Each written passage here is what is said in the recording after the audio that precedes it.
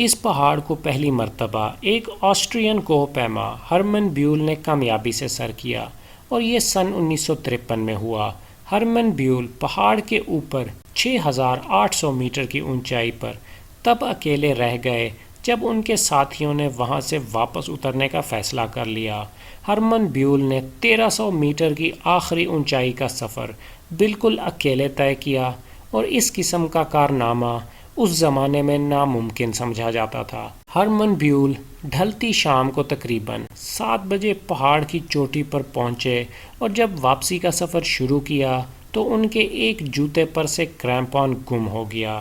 Hermann be equal کو ایک ایسی چٹان پر پوری رات گزارنی پڑی جہاں صرف کھڑے ہونے جتنی جگہ تھی، اور وہ صرف ایک ہاتھ سے ہی چٹان کو تھام سکتے تھے۔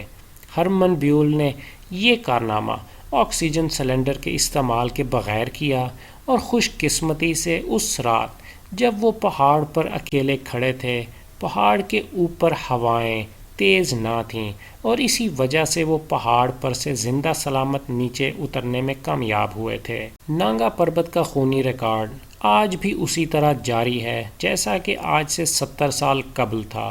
نانگا پربت تقریباً 350 مرتبہ سر کیا جا چکا ہے، جبکہ اس پر 69 لوگ اپنی جانیں کھو بیٹھے ہیں۔ اس قسم کا خونی ریکارڈ دنیا کی بلند ترین چوٹیوں میں سے صرف K2 اور اناپورنا کا ہے۔